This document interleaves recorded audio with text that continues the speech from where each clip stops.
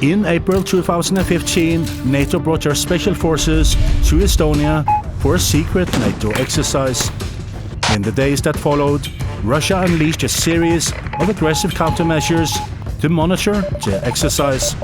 This is the story of what happened.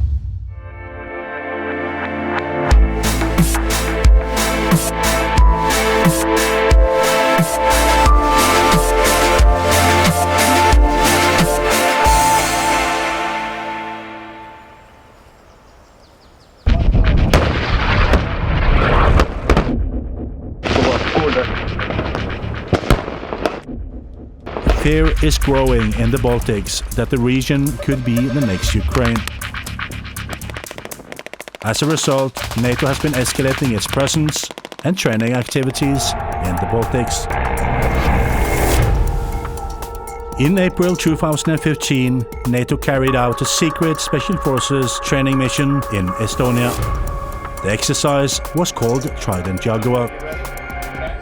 The Russians responded with intelligence activities, which are described by NATO sources as an iron fist. NATO officers arrived for an unannounced training exercise in small groups to avoid attracting attention. Thank you for the invitation. But Estonian intelligence quickly discovered an IMSI catcher, a false cell phone tower, in the local cellular network. NATO believes that the Russians attempted to identify key NATO personnel. The ghost tower came online briefly twice during the day. It overtook all local towers and hijacked all the local recipients before it dropped offline. Russian intelligence planes became active within minutes of the Special Forces activating their communications equipment.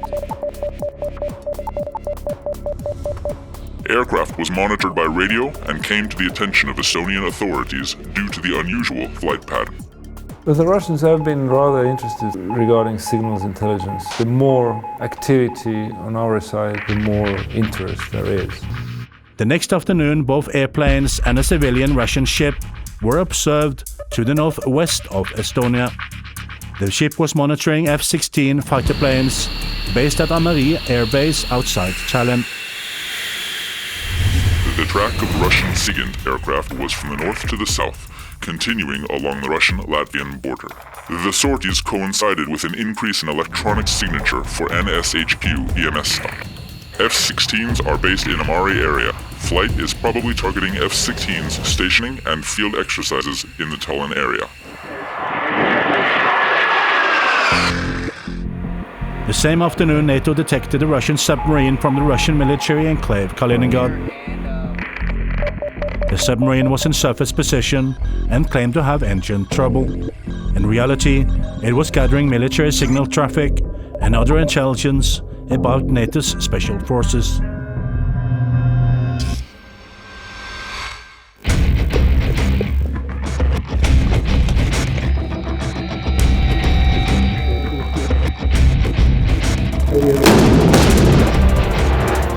The following day, the Russian spy ship continued south along the Baltic coast.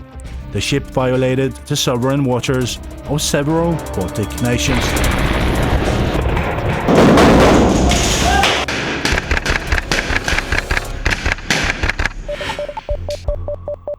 A Russian spy plane made its third appearance in 3 days.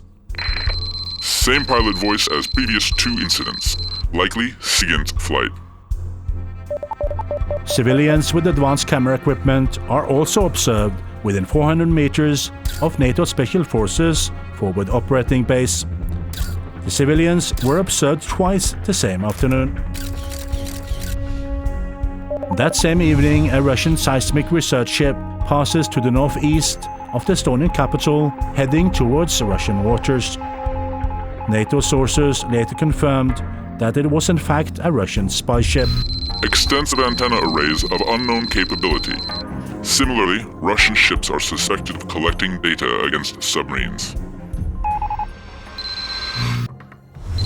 The next day, the person with a telephoto lens is observed outside the Metsa base in southern Estonia, trying to photograph NATO Special Forces personnel.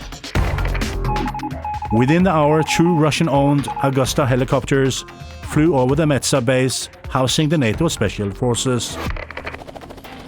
The choppers came from the direction of Latvia and flew north towards Tallinn and continuing towards St. Petersburg.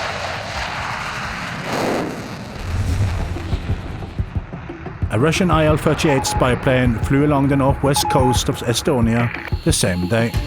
This is a maritime patrol aircraft which also is used for anti-submarine warfare. Target of the sortie is unknown.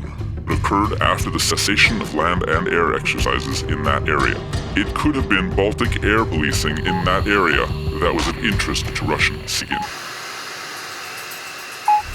2 more Russian sorties, this time with IL-18 patrol and surveillance planes, came the next day. Only hours apart, the planes traced the Estonian coast. At the same time, Russian intelligence gathering activities in Estonia was on the increase. Ethnic Russians in Estonia were employed by the Russians to follow and photograph NATO forces, also when the forces were off duty. At the same time, Russian intelligence has deployed at least 4 vehicles inside Estonia to gather signals intelligence on what NATO is doing. Russia also sent an intelligence and surveillance plane from their military enclave Kaliningrad. This aircraft focuses exclusively on the area where NATO Special Forces are based. With the help of tactical drones, Russian forces spy on NATO's training mission. After a quiet period of 3 weeks, the drones again start appearing around the AMARI airbase in northern Estonia. Estonian officials cannot conclusively prove it, but all evidence indicates they are of Russian origin. Estonian secret police believes that these incidents are Russian-initiated, and even if there is no proof, they have a suspicion that Russian Special Forces elements may be involved. The drones in question are military tactical drones identical to those used by Russia's Spetsnaz forces.